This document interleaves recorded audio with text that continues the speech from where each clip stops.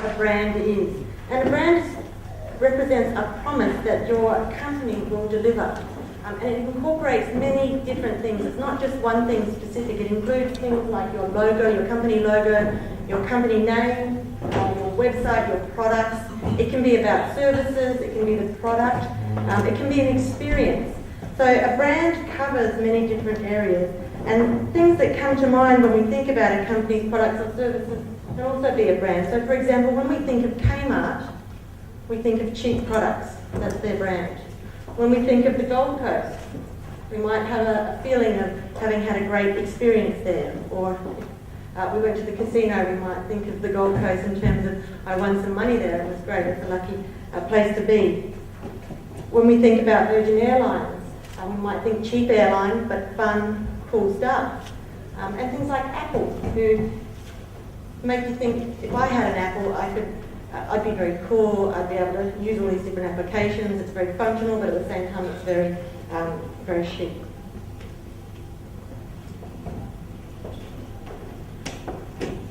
When people meet each other, they make assumptions based on what they see before them. And that's very much the same thing that happens when you are introduced or you meet a new brand. And I put an interesting photo up here, or two photos. Brand Lady Gaga and brand Martha Stewart.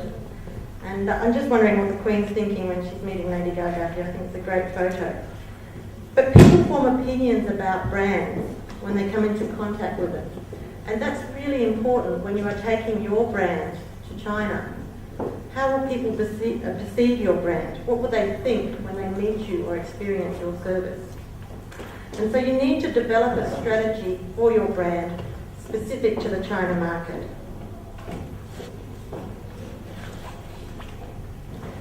The good news is that brands in emerging markets, and China being an emerging market, are doing very well. Consumers in these markets are very optimistic about brands. In fact, they're actually performing much better than in our own Western markets. And Credit Suisse did a report on consumer trends in these emerging markets. And they found that as consumers moved to this emerging middle class, their aspirations were becoming bigger and they were aiming higher. So once they met the middle class, they then aspired to buy luxury brands. So that's the good news for brand holders. Yes, it's competitive in China, there's lots of brands already there, but there's room for growth. So we really can be encouraged by this report. Okay, this is an interesting picture. I don't know if you can see it very well. It's a couple of pigs with a Louis Vuitton logo on them. It's an interesting brand message there. I'm not quite sure what the objective is here, but this is a photo that's taken in China, and whilst I'm sure the people that did it are trying to emphasise the fact that Louis Vuitton is important to them, I'm not sure if their medium of communication is quite saying that. But we develop brand strategies because we want to introduce our brands in a relevant way to consumers' lives. So this means that we're going to customise our brands slightly, tailor them to suit the Chinese market. How far do we go with this? And I'm not saying completely lose your brand DNA when you go to China, I'm saying customise it, because quite often what happens, a typical Western brand scenario is the Western brand will be successful in Australia, it's a well-known brand, we've all grown up with it. They think they can take that philosophy or that brand strategy and simply plonk it in China and be successful. What I'm here to say today is that it's not going to work. You will need to customise or tailor your brand. But essentially it doesn't mean changing the DNA of your brand. So the challenge is that China is a really complex market. It's huge. I mean, we all know that. We talk about some of the challenges on a regular basis. There are many markets. It's a changing environment. And it's changed on a massive scale, but in a really short period of time. And what that does is it changes consumer behaviour, changes consumer attitudes. And brands are affected by this.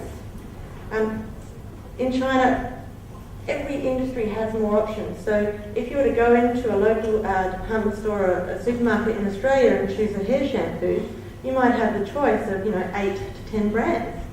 In China, everything is on a much bigger scale. So you might have a choice between 10 to 15 or 20 brands. It's really that big. There's more vertical options as well, which means your brand is competing against other international brands, and on the same level, but at the same time, there are cheaper brands that you're competing with as well. So it really is a competitive market, and this makes it hard for brands to stand out and get a voice in China. An interesting point that we should keep in mind is that a lot of Chinese consumers haven't grown up with our brands, being Australian brands. They haven't grown up with Qantas. They haven't grown up with a number of Australian brands that we're all used to and that we've known since we were small. So when we take them to the China market, it will be the first time they've heard of us in many instances. And so we need to develop a strategy in a very short period of time to build our brand.